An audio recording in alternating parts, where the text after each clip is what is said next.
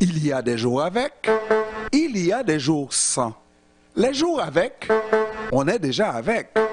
Mais les jours sans, il faut faire avec le AM 1410.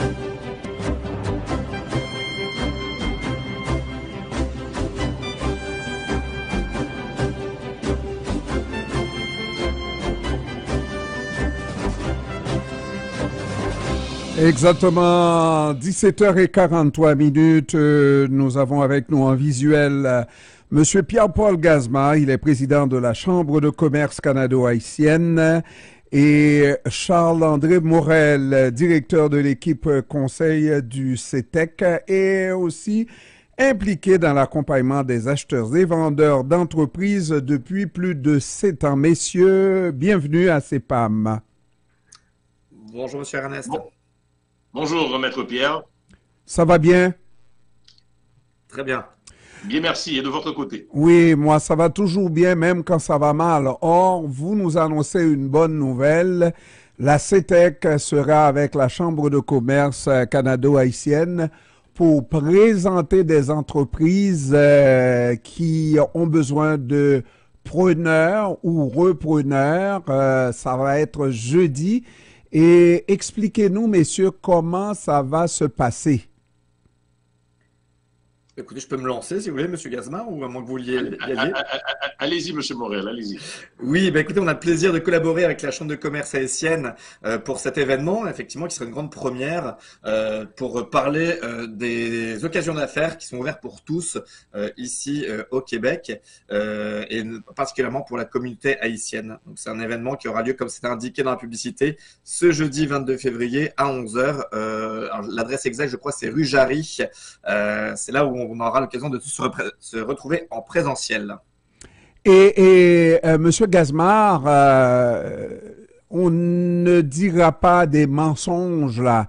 C'est pas une vente de feu qu'on va avoir là. Venez et puis dès aubaine, on vous donne une entreprise à rabais là. Il va falloir qu'on comprenne la chose. Et ça va surtout, moi, dans ma tête, je me dis que quelqu'un qui a le courage de travailler, qui veut rentabiliser ses sous, qui a la possibilité de trouver des sous, peut décocher une bonne affaire. Mais c'est pas une vente de feu à laquelle on va assister là. Non, ce ne sera pas une vente de garage où on va venir prendre une entreprise et puis s'en aller avec. Ça ne va pas marcher comme ça. Il va falloir répondre avec critères. À noter que l'activité se tiendra au 33-32 Jarry Est, au local du Sommet Afro, donc à 11 heures. Donc le CETEC et ses experts, dont M. Morel, vont présenter à la communauté des entreprises. Il y a une liste de 400 dans divers secteurs d'activité. Naturellement, il y a une liste de 400. Monsieur le Président va un petit peu plus mollo pour nous expliquer la chose. 400 entreprises? Et j'imagine que je vais permettre à M. Morel de donner plus d'informations là-dessus. Allez-y, M. Morel.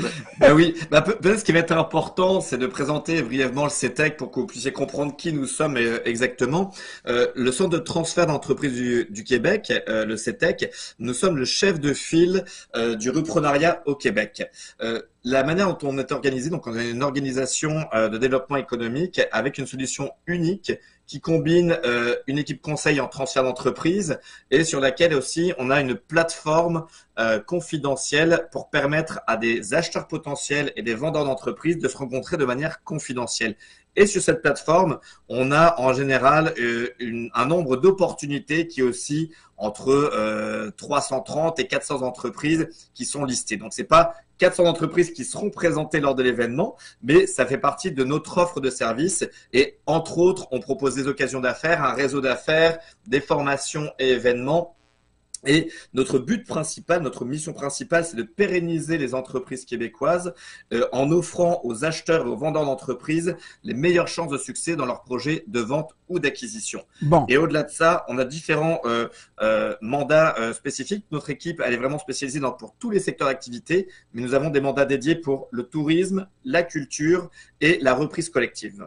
Donc, et il s'agit effectivement, comme on l'a dit, d'entrepreneurs, par exemple, qui sont fatigués, qui sont vraiment dépassés par l'âge, etc. Des gens qui n'ont pas de membres de la famille pour continuer l'entreprise, n'est-ce pas? C'est des situations comme ça qui se présentent et qui incitent à vendre l'entreprise, n'est-ce pas?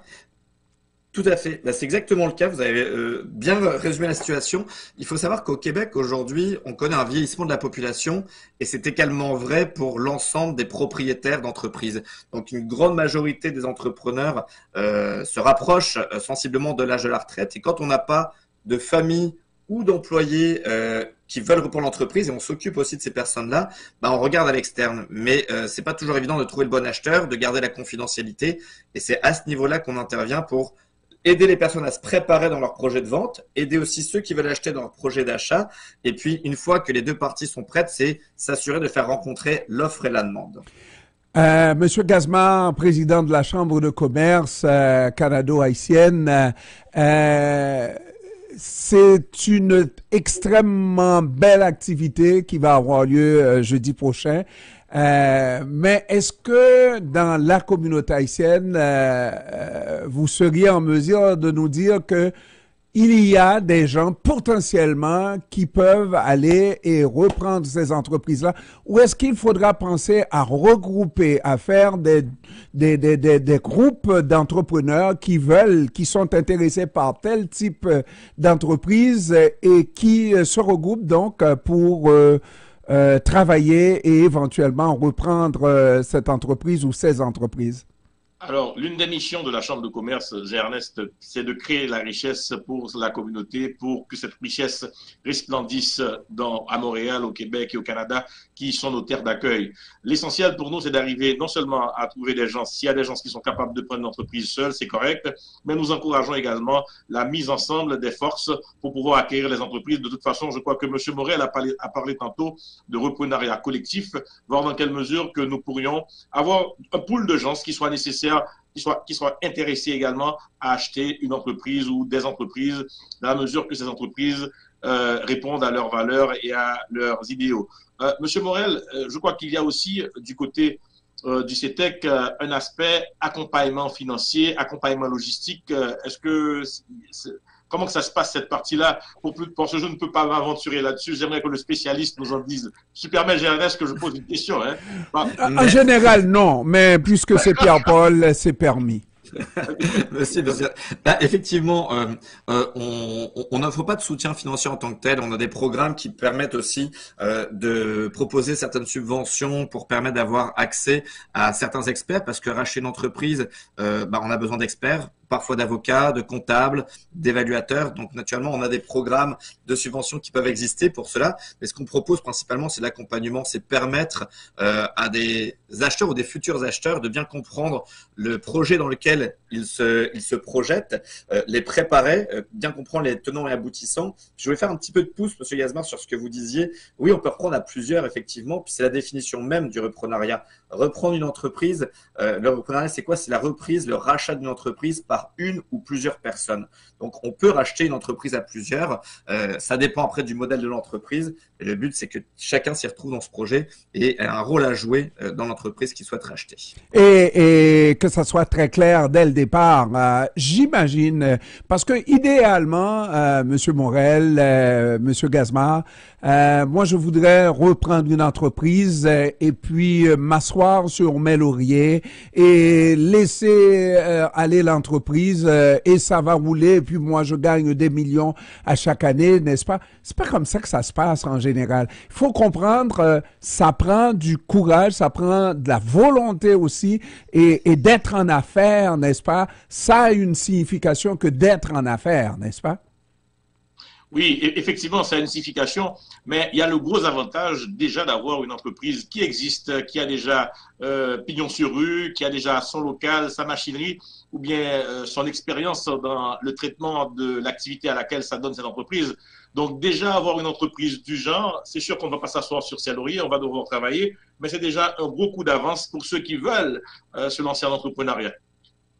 Et moi, je suis tout à fait d'accord, Monsieur Morel. Oui, mais moi, je ne veux pas donner de faux espoirs, comme quoi on va faire des millions, n'est-ce pas, tout de suite en arrivant, et puis on ne travaillera pas fort. C'est pas comme ça que ça se passe, là. Ah, vraiment pas. Pas vraiment pas. Vraiment pas. Non, vous avez bien raison, monsieur Ernest. Il faut être vigilant. Reprendre, c'est entreprendre. Et entreprendre, avoir une entreprise, c'est du travail, c'est du labeur.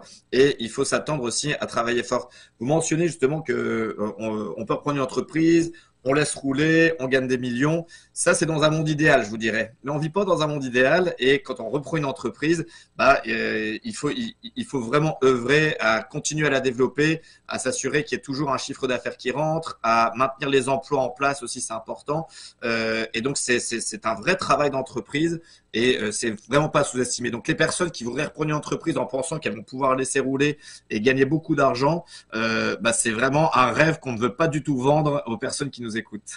Pierre-Paul Gazmar, est-ce que c'est pas l'occasion pour la communauté haïtienne de sortir de son cocon, de son confort naturel, de ses petites entreprises de coiffure, de je ne sais quoi d'autre, n'est-ce pas, et de petits marchés, et d'aller vers autre chose? Je ne veux pas dire qu'on a encore des millions, mais oui, si on se met ensemble, n'est-ce pas, on peut travailler dans ce sens-là. Est-ce que des gens qui nous écoutent actuellement peuvent commencer à appeler d'autres personnes de manière à former des équipes et d'aller voir jeudi matin qu'est-ce qu'il y a sur le plateau qui pourrait permettre à cette communauté de sortir de son confort naturel de petits marchés et de petites entreprises? Bon, alors il faut dire que c'est de préférence de permettre à la communauté d'explorer d'autres genres d'entreprises québécoises qui sont déjà installées, parce que en tant que chambre de commerce, pour nous, toutes les entreprises se valent. Et au Québec, nous avons un marché d'entreprises avec pratiquement 85% de PME et même de très petites entreprises, si je ne me trompe.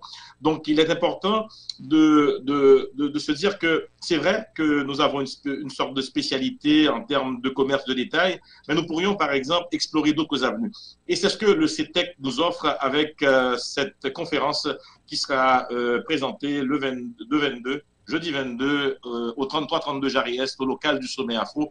Et ceux qui nous écoutent aujourd'hui, Ernest, Maître Pierre, si tu permets, ils peuvent nous appeler dès demain au 514-374-2242. Il nous reste quelques places de disponibles. Vous voyez, il a fait un très bon coup, Monsieur Morel. Et s'il dit qu'il a la capacité, il a donné vraiment le mot du doigt, s'il a la capacité d'organiser ça, j'imagine que ça va être très bien. Moi, je serai là pour voir l'activité, assister à cette activité et voir comment ça va évoluer. Et peut-être que c'est le début de démarrage une autre façon de faire les affaires au Québec pour des membres de ma communauté haïtienne. Alors là-dessus, moi, je vous souhaite encore une fois un franc succès et la radio sera là et pour assister le début de peut-être une nouvelle aventure pour les affaires de ma communauté haïtienne. Là-dessus, je vous dis, Pierre-Paul Gazmar, président de la Chambre de commerce canado-haïtienne, Charles-André Morel, directeur de l'équipe conseil de la CTQ, et celui qui est impliqué dans l'accompagnement des acheteurs et des vendeurs d'entreprises depuis au moins 7 ans. Alors, je vous dis encore une fois, merci d'avoir pris du temps de nous parler et on se voit jeudi prochain dès 11 h au 33-32, hein? 33-32? 33-32? Jarry-Est. Merci beaucoup, messieurs. Merci, messieurs. Au plaisir de vous voir jeudi. Merci, monsieur Morel. Au revoir. Merci à vous. Au revoir.